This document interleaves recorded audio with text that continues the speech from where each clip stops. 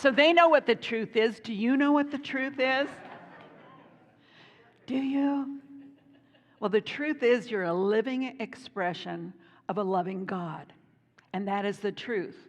Within you is everything you need to live a God-filled life. You don't need to look out here. Turn within. And that's what Lent's about, is turning within. It's taking time every day for self-awareness, for self-exploration, for seeing what it is that we need to rid ourselves of in order to resurrect come Easter Sunday, right? So within each of us, there is wisdom and there is the chatter of monkey mind, or as Scripture would have us know, the chatter of Satan tempting us. The devil made me do it. So let me give you some quotes that I love about wisdom, because that's the power we're embodying this month, the power of wisdom. Wisdom is different than intelligence.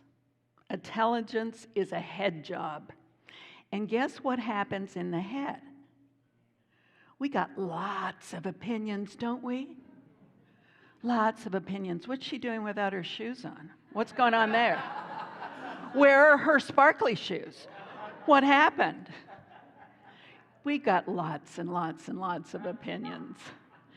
And the truth is, we also have a voice of wisdom inside that comes from the blueprint in our soul for this soul's journey, this go-round. We each have a pattern of perfection that lies within us that's constantly trying to get our attention. I noticed it this morning when I'm used to being by myself now as I'm preparing for Sunday service, and my husband came back down. Now, I love my husband. We've been together for 30 years. And he's a doll. But he chatters. And I like it quiet when I'm preparing for my service. And sometimes it takes a couple of days for me to get in that flow of what is it that I need to let go of? What is the voice of wisdom saying within me? And he's telling me all the chatter he heard at the pool and what's going on in I go, no, none of that. He goes, you know, when I look at your face, I realize that what I find interesting, you don't. So that's why we've lasted 30 years. We can speak the truth to each other. The fact is that we each have a journey we're on. So he's not here this morning. That's why I can tell that story. He's out riding his bike, which is pretty miraculous. Because when he left the last time, he just got out of the hospital, and he had been in sepsis. So I put him on the airplane with oxygen and thought, what am I doing? So then he bounces back, comes back to me for his 81st birthday, and he's out riding his bike this morning. And I go, thank you, God. Thank you, God. Nothing is impossible. That's what Jesse sang this morning. Nothing is impossible. We have so much life within us that has nothing to do with our age, has nothing to do with the state of our body. You hear that, knees? I couldn't jump this morning. So wisdom, what does wisdom mean? Well, in Proverbs 24, 13 and 14, I love this definition.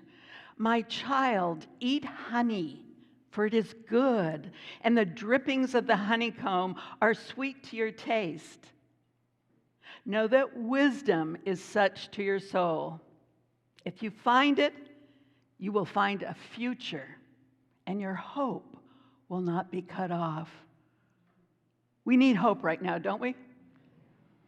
Hope that we're on the right path. Hope that there is such a thing as divine order. Hope that the universe does shout yes back at us when we ask for what it is that we are requiring to feel whole, perfect, and complete right now. Because the truth is we already are inside.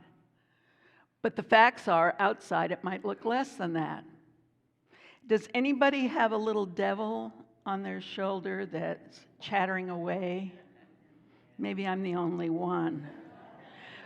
But I know throughout my life there have been times when I really wished I could have that wisdom, that divine guidance to tell me, just, am I going in the right direction? Is this how I'm supposed to be taking care of my children? Is this what I'm supposed to be doing to take care of my parents? Is this what I am called to do to minister? And so in that process of asking those questions, you begin to discover who you truly are. So Myrtle Fillmore said, in the silence, for Unity does have a practice of just going into the silence, just listening to what that voice is trying to say to you. Because the monkey mind is so loud. In the silence, she says, I receive wisdom, love, life, and power, and I am in the presence. I am the presence of God. I am in the presence because I am a living expression of God. Can you take that in? Does it seem sacrilegious to you? I hope not. Not being here in a Unity church, I hope you understand that when you say I am and put a word after that, then you embody whatever that word is. So if you want more wisdom, say, I am wise beyond my wildest dreams. And then wait in the silence. Wisdom is defined as knowledge, experience, understanding, and a tolerance for the uncertainty of life. You know, I got to come real here. I want to know. I don't want to be uncertain. I want to know what the right answer is. I want to answer any question somebody has. I want to know, so I constantly am researching something or looking it up, or I've just found chat, whatever that is. And I'm looking at that. So I have this deep need to know. And what I have to keep reminding myself is, I don't have to know anything. Because anything I think I know is my opinion. And it's worth squat. It really is. I saw a wonderful cartoon yesterday when I was going through my material. And on one side was a mountaintop with all these people scrambling up to get to the top of the mountain. And the mountain was called opinion. And there were thousands of people on that. On the other side, there was the mountaintop called wisdom. And nobody was there. Wisdom takes time. It takes experience. Gosh, you know, I hope at 74 I have some experiences that might be useful, because I've been a minister and a coach for a long time, and I would like to think that through me, people can see who they truly are. An expression of the living Christ. Christ was not Jesus' last name. Christ means blessing. You are all a blessing in life. So we know it's Lent, right? We're halfway through Lent. And we're on that process of transformation. Transformation to me is not just about change. It's not about losing 5 pounds. It really isn't. I've been trying to lose 15 pounds my whole life. And finally, my husband said this morning, "Oh, give it up." And I thought, "You mean I'm going to be this fat forever?" He said, "You're going to be you forever, Carla. Just love yourself." So I thought,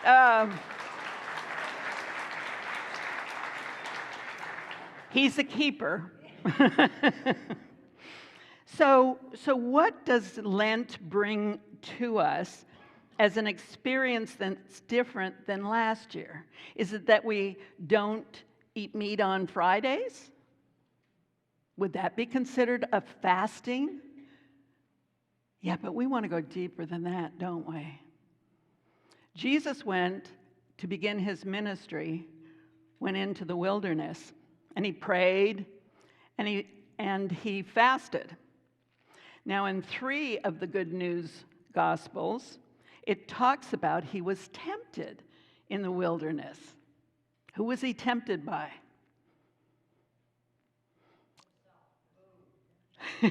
Yes, he was tempted by Satan or the devil or whatever you want to say, the monkey mind that was chattering inside of him. Gosh, I'm really hungry. Boy, these stones look really good. I wonder if I could turn them into... You know what I'm saying? I'm making all of this up, but it makes sense to me that when you're fasting for 40 days in the wilderness, there's a shift in consciousness going on within a person. So a lower form of consciousness would be worried about how you feed your body, right? But a higher level of consciousness is about how you take care of your soul. So this devil, Satan, comes out and tempts Jesus 3 times. Well, during this time in the wilderness, Jesus was discerning and solidifying his mission and his purpose on earth. Aren't we doing that now? Isn't that what we're about now? We're about discerning our vision, our mission, and what core values, how we will behave with each other so people know you're in unity of Naples right off the bat. And we're having a great time doing it. And so come to the annual meeting next week and we'll roll out, although they're on that board, the vision and the mission, and we'll roll out our core values so that you can see, do I feel like I can resonate with this vision, this mission, and these values? So I've said last Sunday, and I'll say this Sunday, if there's something that you absolutely cannot live with, come talk to me. We'll talk. We'll talk. First we'll pray, and then, because I don't cook, we'll fast.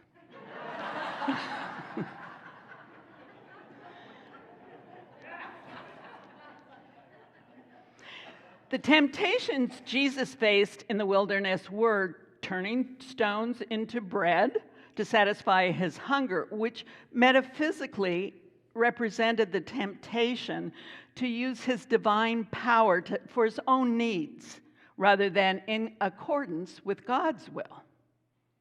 The other one, temptation, was Satan invited him to jump from the pinnacle of the temple to demonstrate his power and attract attention, which metaphysically represented the temptation to seek fame and recognition through sensational acts rather than humble service. The third one was Satan invited Jesus to bow down to worship him in exchange for all the kingdoms of the world. Metaphysically, this temptation was to take a shortcut. How many of us have looked for shortcuts? Come on, you're in Naples. The traffic is horrible. How many of you have looked for shortcuts? So to shortcut to power, to try and manipulate what's going on in the now moment to suit your opinion of how things need to be. We're in a really interesting time nowadays. The polarity is visible throughout the world. We're being called to live in the uncertainty, to quit using the terms good and bad, but to say, isn't that interesting? We can listen to our voice of wisdom and we can know for ourselves what our truth is, but we don't have to beat anybody else up for their truth. no matter what it is. So if we can build more tolerance, we can get rid of some of the rhetoric that's going on, some of the anger. Have you noticed people are on edge? And so what we do when we're in a situation where we're noticing that is we bless. We don't have to say anything. We can smile. It's really fun to smile at children, isn't it? Because they always smile back. They always smile back. We adults have forgotten how to smile, haven't we? And as we get older and our mouth turns down, people have to remind us, smile. Okay, yeah, get it. Because to smile changes the energy in your body immediately. It's like the vibration of sound. There's certain sounds that are higher vibration than other sounds. And that's why we look at what core values we represent here at Unity of Naples. Gratitude, love are high vibrational sounds that are healing sounds. And we do have a sound bath coming up, and I'm really excited to take part in that. So once we get to a place where we can discern which voice we're going to listen to, we're at a point of power. We're at choice point. You know what I mean? So this morning when you got up, you had to choose, am I going to go to Unity of Naples or not? Well, gee, I didn't sleep well last night. And I don't know if I've got anything clean to wear. And you know, I'm kind of irritated. There's something else, I got to go to the grocery store. All those things are distractions from what the voice of wisdom within us is calling us. Not that you have to come here to experience fulfillment in life, but why wouldn't you want to come here? You know?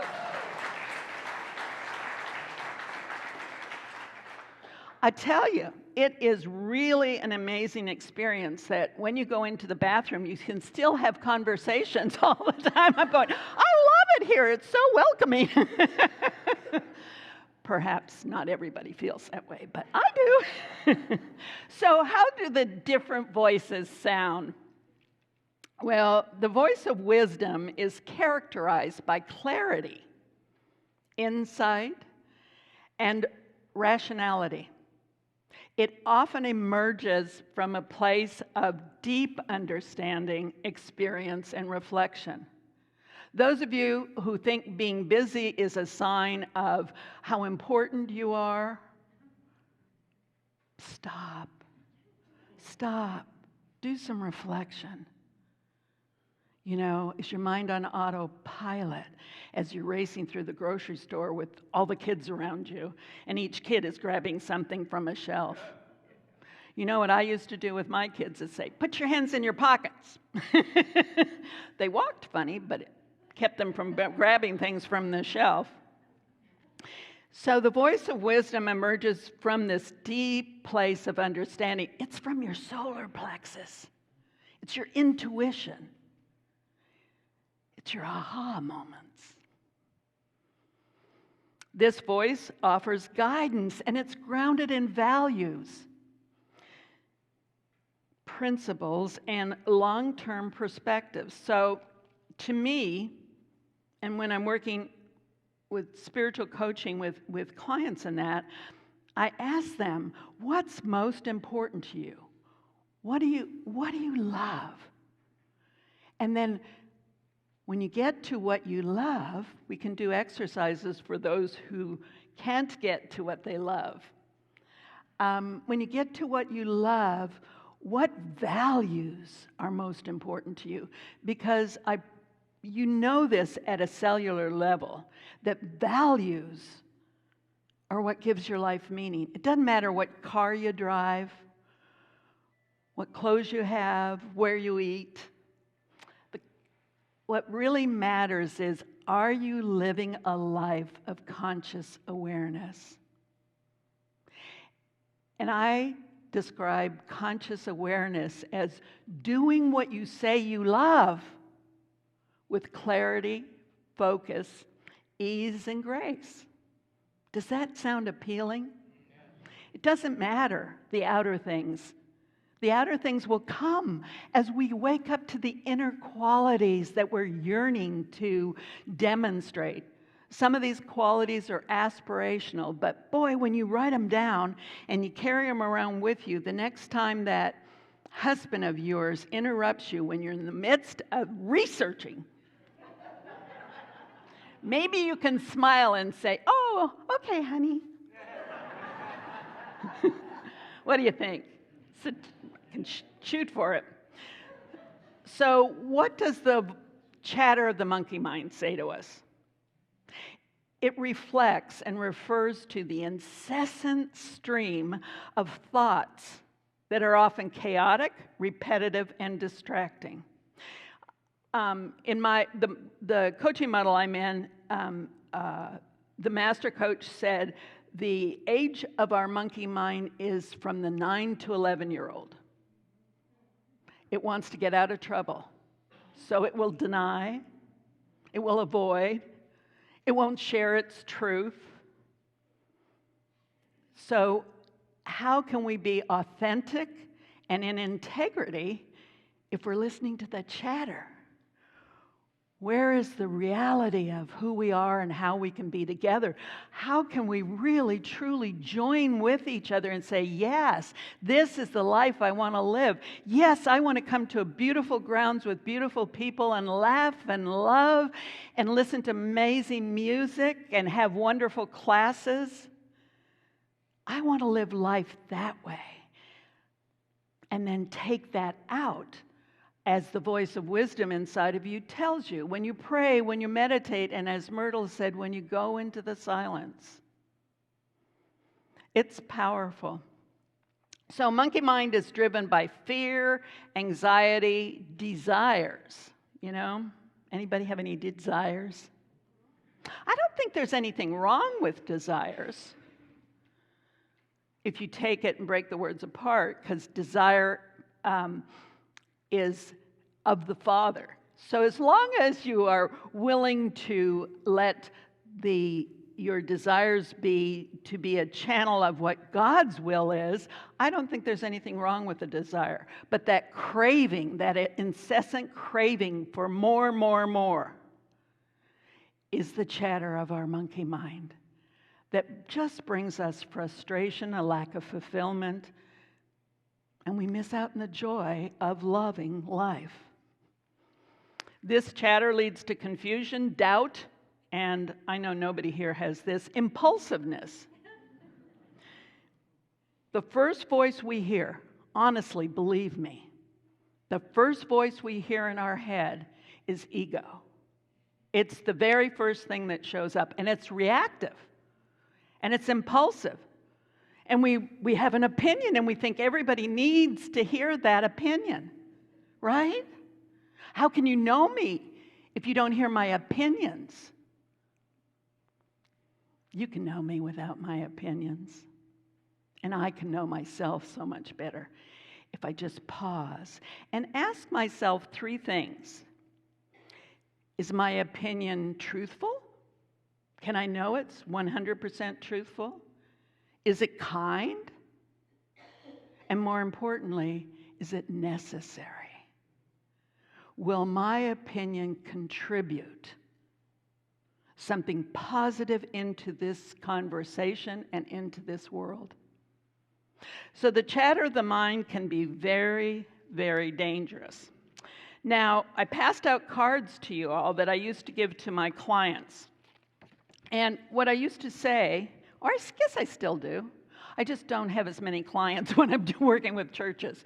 But if you can pull out this card when you come to a point of discernment, say you've really, really hurt someone's feelings, and you don't get it.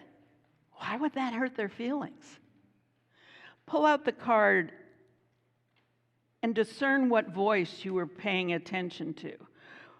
Was the voice compassionate towards you and others?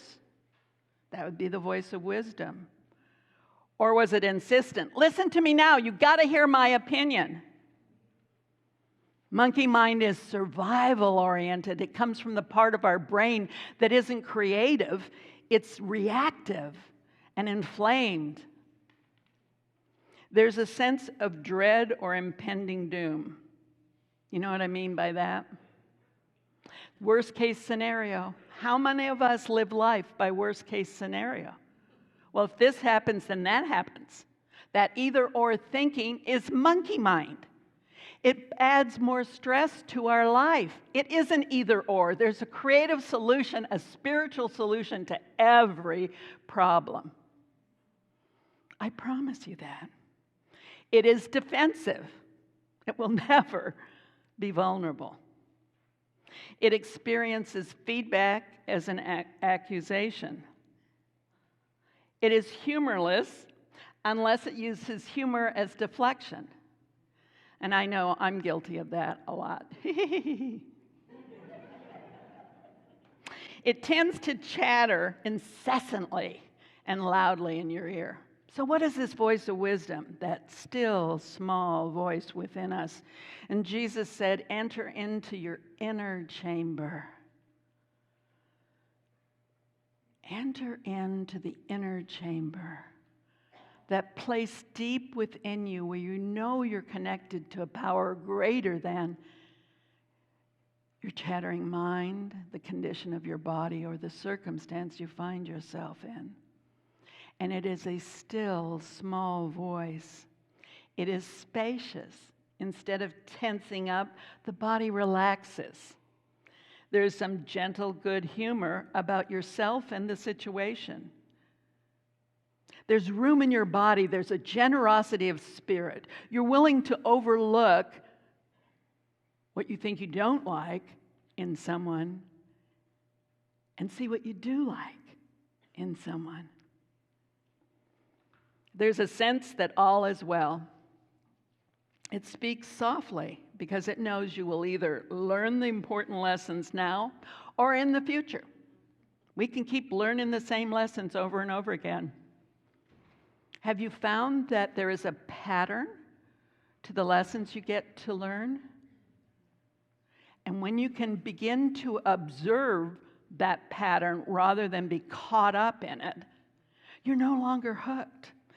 So learning to observe rather than engage with monkey mind turns down its volume and lets your inner wisdom get a word in edgewise. So here's what I tell my monkey mind. I say, thank you for sharing. That's very interesting. I know you're just trying to keep me safe, but I want to listen for that voice of wisdom. So here's a banana, and go sit in the corner. Because monkey mind is never going to go away. It's with us forever, just like the voice of wisdom is. So again, it's a discernment. It's a choosing. Which voice am I going to listen to? And in closing, I'd like to read to you a quote by Pema Chodron that I just love. She said, all the wars, all the hatred, all the ignorance in the world comes out of being so vested in our opinions. And at bottom, those opinions are merely our efforts to escape the underlying uneasiness of being human. Check yourself out. When you really believe your opinion and that you're right and somebody else is wrong, see what's underneath that. There's some uneasiness, some uncertainty, some fear that you're not paying attention to. And in looking at that, you unhook yourself. So we hold on to our fixed ideas of this is how it is and disparage any opposing views. But imagine with me, my friends, what the world would be like if we could come to see our likes and dislikes as merely that, our likes and dislikes. And what we take to be intrinsically true is just our personal viewpoint. It's simple. If it doesn't nourish your soul, whatever it is, get rid of it. And so it is.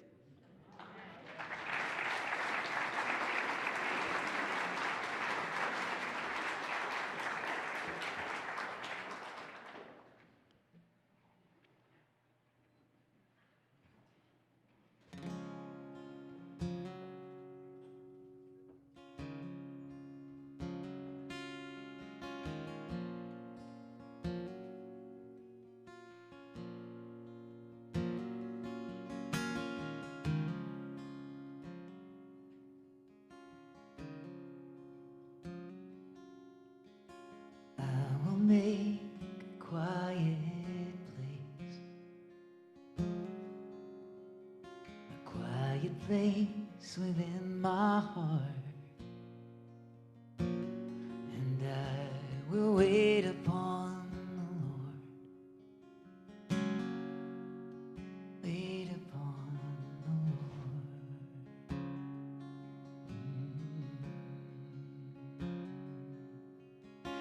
I will make a quiet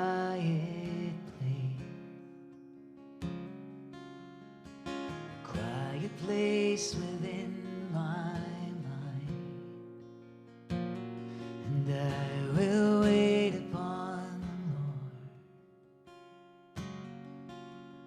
wait upon the Lord.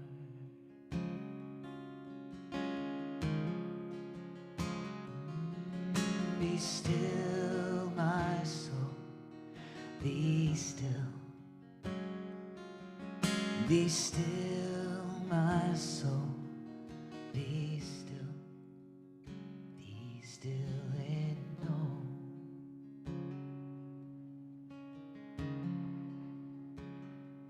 And in the stillness that we have created here now, let us just move intentionally into our heart space. Feel grounded in that inner chamber where the Lord of our being waits, the creative intelligence of the universe, the wisdom of the ages, the guides that support us infinitely and constantly wait for us. And if there is a question that is heavy on your heart, or a question you long to know the answer to, put your hand over your heart while you ask it in the silence and listen.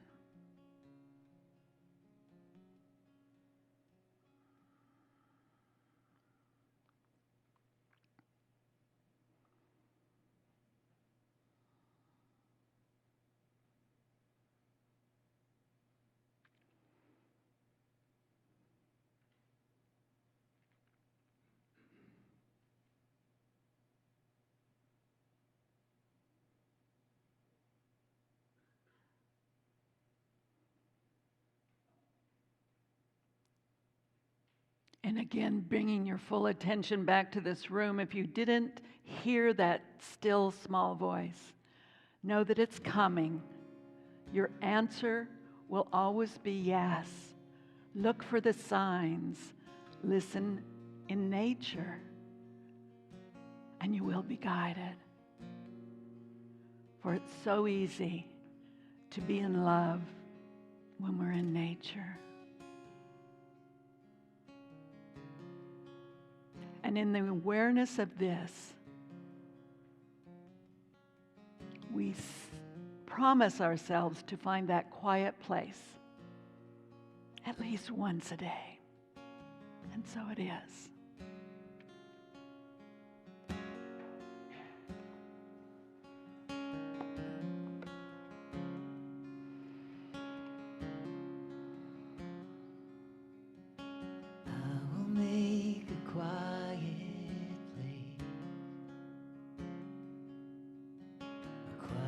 Place within my life, and I will wait upon the Lord, wait upon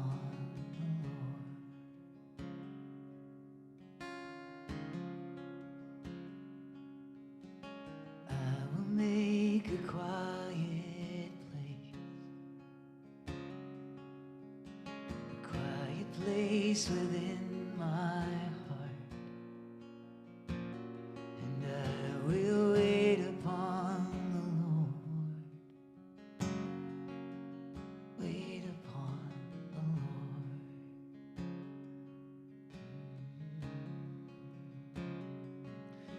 Be still, my soul, be still. Be still.